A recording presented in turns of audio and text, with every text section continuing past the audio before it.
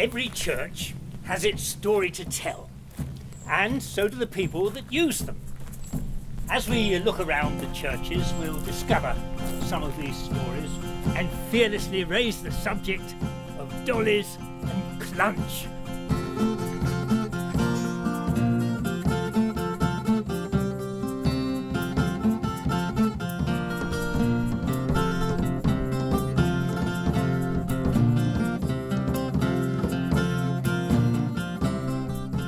In this particular film, I'm going to examine some of the stories surrounding round-towered churches and the effect they have on the people that use them to this day.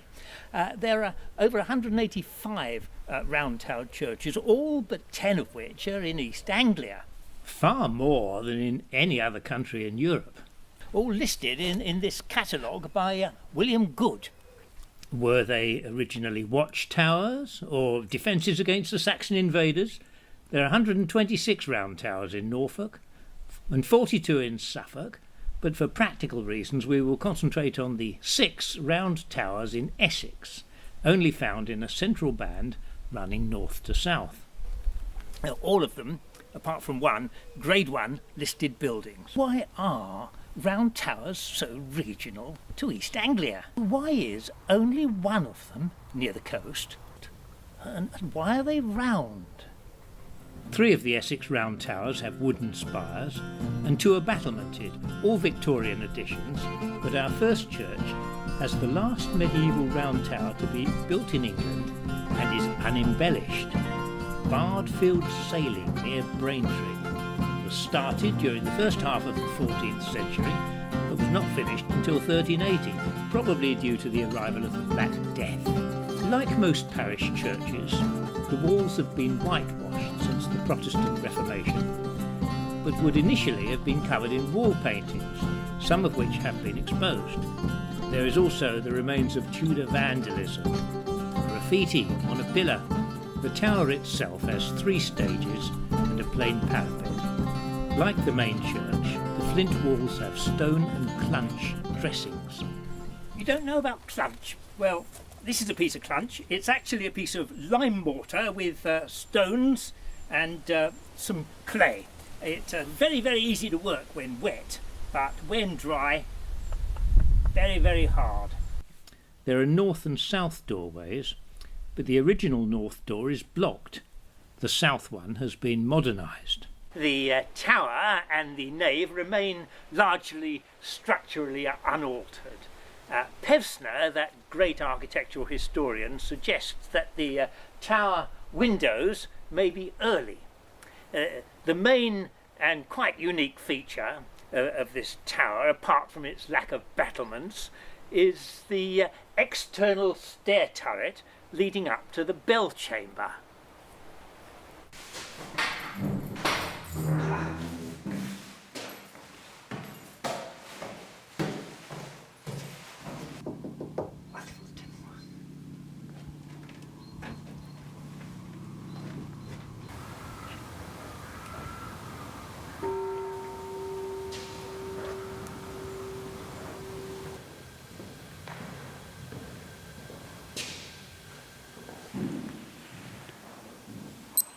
The interesting 14th century screen, moved to the church in the Victorian era, was probably used as a reredos behind the altar. It was decorated with beautiful straw plaiting panels, some of which are in cases in the nave. We can simulate how these would have looked, but why was straw plaiting used? Corn dollies are the traditional dolls made of straw at harvest time. At the end of the 18th century, the agricultural revolution and mechanisation resulted in increasing rural poverty in East Anglia. It brought vital work for the working class women. Plaiting was also used to make braids for the straw hat industry in London. This industry proved profitable for about a century. The chancel is very, very short. It would originally have been several yards longer, ending in an apse. The St Margaret's shrine would have been against the east wall. The building was further damaged during the war when a bomb fell and sadly now ends with a plain concrete wall. The remains of the shrine are displayed in the aisle. The Church of St Mary the Virgin at Great Leighs was built largely in the early 12th century, but the chancel was added in 1330. This beautiful round tower has this wonderful Norman arch over the west door. W.J. Good suggests that the tower was Saxon built, but is the only authority that puts it that early. Now, the tower belfry has 5 bells dated in 1634, but unfortunately they're no longer regularly run. The tower itself was capped with the wooden spire in 1882, when the vestry and porch were also added.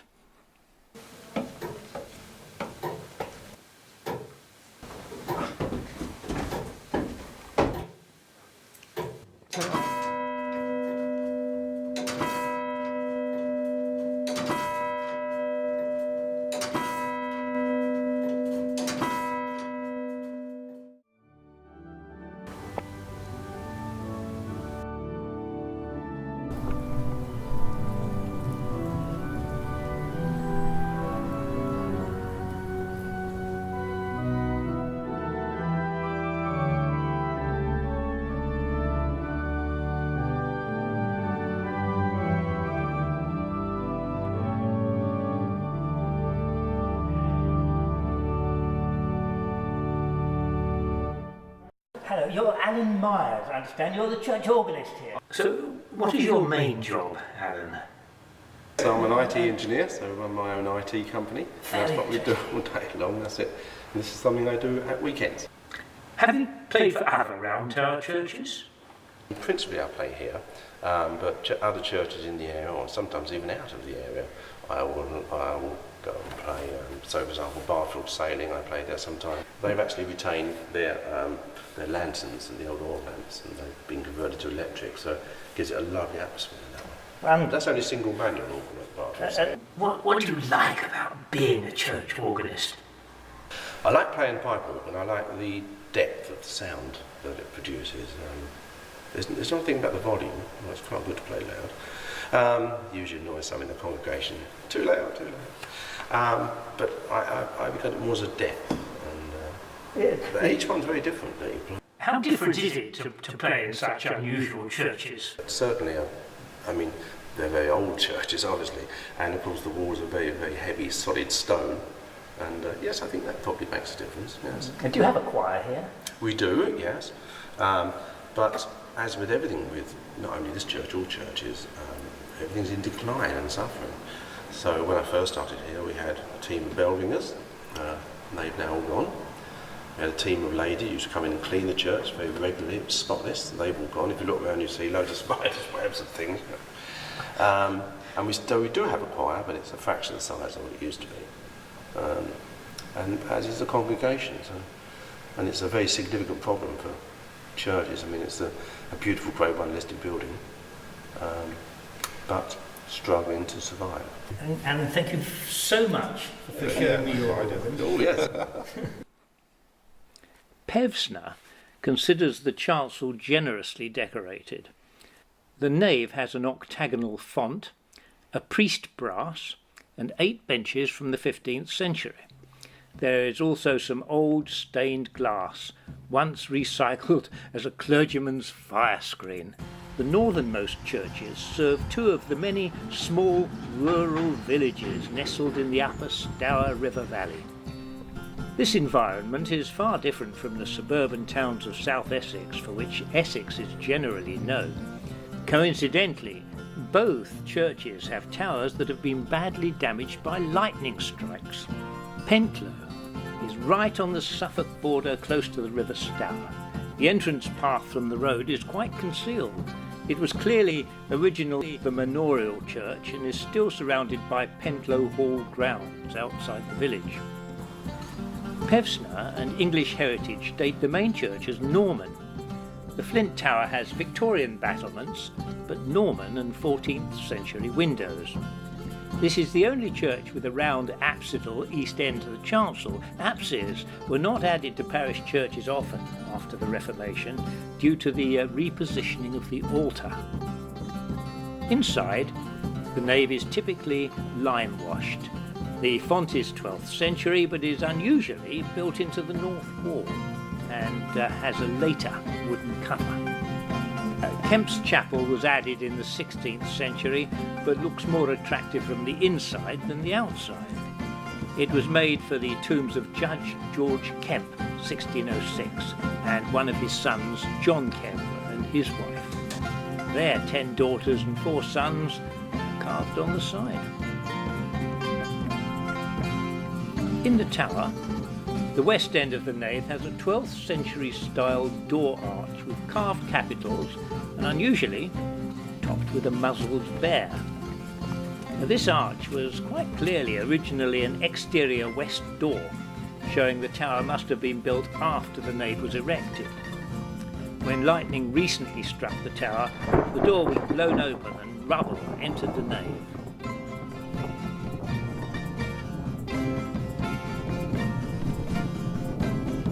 Our other Stour Valley church, at Lamarsh, was built around 1140. It is externally plastered, which was not uncommon when it was built. The nave, chancel and the tower were constructed at the same time, unlike Pentlow, but with later windows. The north side of the tower was destroyed by lightning in 1797 and was only repaired with brick, wood and plaster when the spire was added in 1865, but you cannot see the repair from the outside. The walls are naturally made of flint, but is dressed with clunch. One of the 14th century nave window label stops is said to feature Lady Margaret Beaufort, once owner of the manor and mother of King Henry VII. Lady Beaufort has recently been unfairly seen as a ruthless figure. Sole heir to the Duke of Somerset, she was married 4 times. When she was 12 years old, she was married to Edmund Tudor, who died of the plague the next year while she was pregnant with her only son. She died 2 months after her son, King Henry, in 1509. He is buried in a black marble tomb in Westminster Abbey, and was a benefactor to both Cambridge and Oxford universities, as well as schools and churches such as Lamarsh. The lovely 15th century wooden rood screen was installed at the time of Lady Beaufort. Under Lady Beaufort's image, we meet another Margaret, the Reverend Margaret King, who lives in a village near Pentlow and is team rector for the area, supporting their congregations and looking after their medieval churches, including both Pentlow and Lamarsh. How many parishes? 14 parishes. 14 parishes? 15 churches. How on earth do you manage to control 15 parishes? Well, it's not about control, but I have great faith in church wardens and the people in each village who are the eyes and the ears, so they know when to have to bring me in and when not to. I really do rely on a lot of the parishioners helping. It's teamwork. And you live in the area near Pentlow, I understand? I live in Great Henny, not very far from Lamarsh. How many parishioners do you look after in total? As a whole, it's about 3,500. But you're over 100 square miles, so each village is roughly about 160 people. You provide pastoral support for so many congregations and look after so many historical buildings. How does that affect your work? It does make life difficult, but having said that, I did work in museums, so I do understand old buildings and I love old buildings. The problem is that it costs so much and we are tiny populations, and every one of these churches has a grade 2 least listing. So it's making sure that we use the right materials to make these buildings survive. Margaret, you're the team rector. How many people have you to assist you? There should be 2 for this team, a team rector and a team vicar, and we're -1 at the moment. We also at the moment have a curate, but she's coming towards the end of her curacy, and we do have 3 readers, although again 2 of them are quite elderly. But the church wardens do quite a lot of the pastoral care as well. They're the ones in the village that someone would go to in the first instance. So I do rely on them telling me when it's important to visit someone in hospital, because obviously I can't know what's happening in every village. Now the church at Pentlow and the church here in Lamarsh are both have in common the round tower, but they're very, very different churches, aren't they? Yes, I love these old churches because people for thousands, well over 1,000 years in many cases, have been praying and singing in these churches, and it kind of oozes out of the walls. It makes them holy places, what you do inside the church, and thankfully a lot of them are open to the public all the time. Yes, now, I've noticed that Pentlow was actually locked, but Lamarsh is open all the time. Do you have a problem at all with vandalism? Or We have had in various of the churches from time to time, but our insurers tell us it's better for the church to be open, because if you have it locked, they think there's something in there. Pentlow's difficult because it's out of the village, whereas Lamarsh, you can see it's on a reasonably open space and road. People can see what's happening. Pentlow is a bit tucked away, but it's my dearest wish that all the churches would be open, because that's what they're there for. They're there for everybody to be houses of prayer.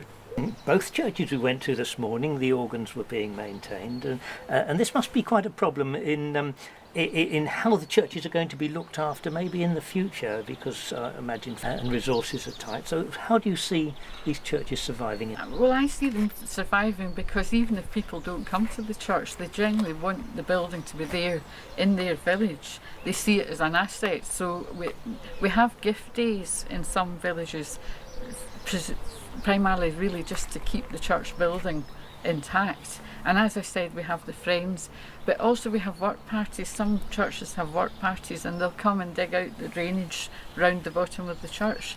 Lots and lots of work goes on looking for grants. Do English Heritage help at all? They do help. It's a lot of work filling up their form, and obviously they have other buildings that they also need to look after. So we don't always get a grant from English Heritage, and I do feel these buildings we're trying to look after the heritage of the nation here. And I do feel strongly that the state should be helping us more than they do. A lot depends on who moves into the village, how much money you can take in locally. Because quite honestly, if people are, say, Roman Catholics who move in, why should they look after this church? If you have atheists moving into the village, they're going to have a different view about the church. Having said that, the building itself is a historic thing and some people are willing to support it. But yes, I genuinely feel that we spend so much time trying to look after the building when in actual fact our real role is to help people in their spirituality. Well, Margaret King, I do admire what you're doing so very much. Thank you so much for talking to us. Thank you. Our last 2 churches are in more populated areas, and they were most obviously altered by Victorian restoration. In the far south of Essex, in Thurrock, there is a solitary medieval round tower church overlooking the Thames estuary.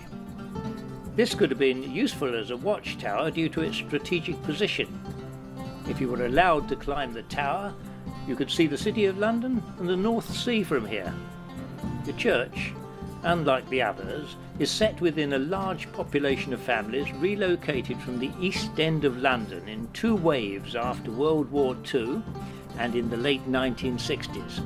This community is more urban.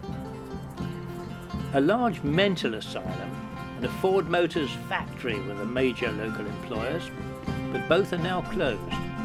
Church attendance is not larger than the other churches. The original Flint church is Norman, and the tower is probably slightly later, but both were much altered in 1866. There is, however, much of interest to be seen here. The tower originally had a cap, like Bardfield Saling, but was extended with battlements in the Victorian rebuilding. There are 2 external stair turrets. The medieval one originally was to reach a rood screen, now lost, not the tower bells.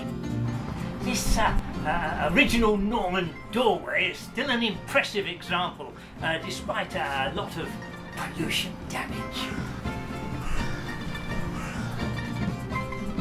Inside the church, there are good perpendicular arches with octagonal pillars in the north aisle, and in the chancel, 2 brasses, one of a 13th century knight, now headless, and a large alabaster wall monument to a major church benefactor, Sir Richard Saltonstall, dated 1601, which is relatively undamaged. Sir Richard Saltonstall was an important Elizabethan businessman. He was Lord Mayor of London, Member of Parliament, Director of Merchant Adventurers and other similar international exploratory companies.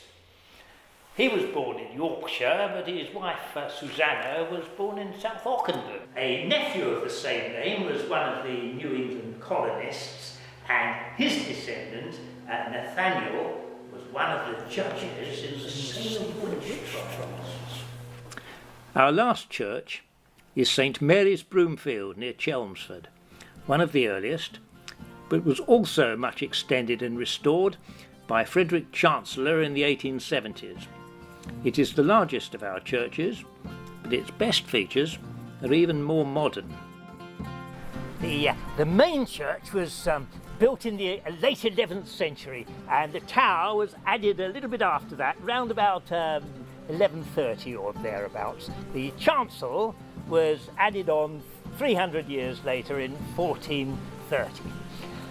The main construction, like all the churches, is coursed flint, and a certain amount of pudding stone was also used in its construction.